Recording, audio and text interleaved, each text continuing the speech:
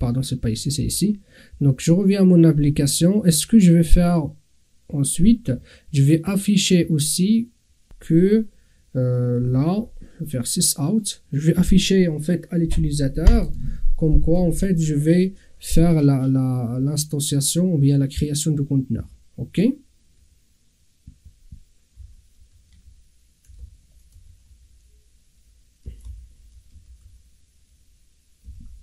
Ok, très bien.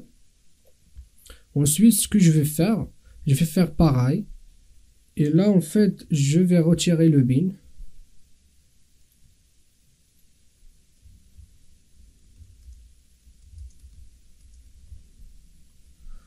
Et après, c'est le traitement. Mais après, c'est pas grave. Ce qui est intéressant plutôt, c'est en fait cette partie-là. Ok. Et comme je vous ai dit, en fait, au premier lieu, on va faire avec des points d'arrêt. Comme ça, vous allez voir aussi un exemple avec les points d'arrêt. Ok, je l'ai déjà fait, mais je vais le répéter quand même. Les points d'arrêt sont très importants dans les débugages des applications. Ok, très bien. Donc, je vais faire ici double-clic ou bien clic droit et après vous pouvez mettre ça. C'est toggle breakpoint. Sinon, vous pouvez mettre directement double-clic. Ok, et je vais exécuter mon application et voir comment en fait mon application va se comporter. Déjà, je vais enregistrer. Ok, c'est bon. Je vais fermer celui-là. Comme ça ne me dérange pas. Donc, clic droit. Après, run as. Non, c'est pas run as. Voilà, il ne faut pas faire comme ça.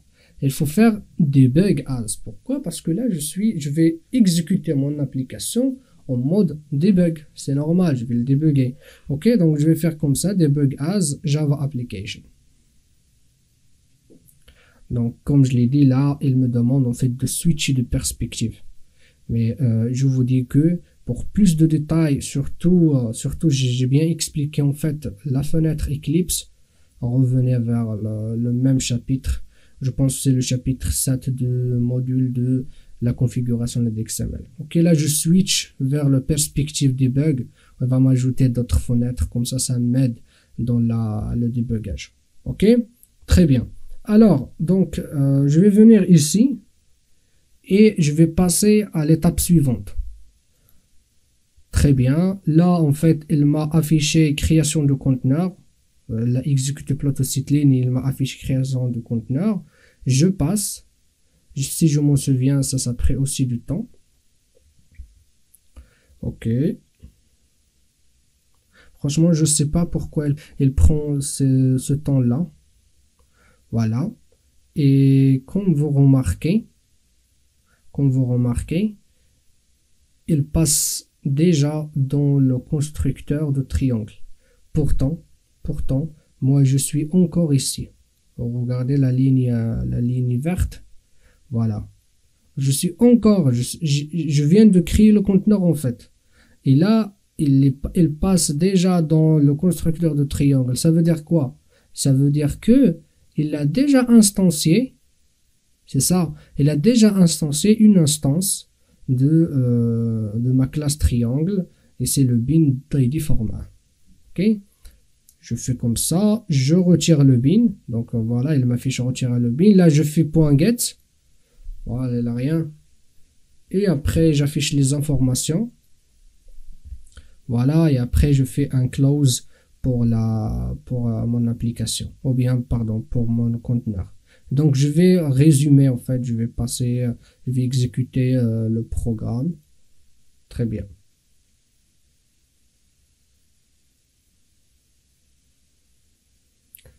Ok, très bien. Je ne sais pas qu'est-ce qui dit cette erreur, c'est GVM ou presque. Bref, c'est pas très intéressant pour notre cas.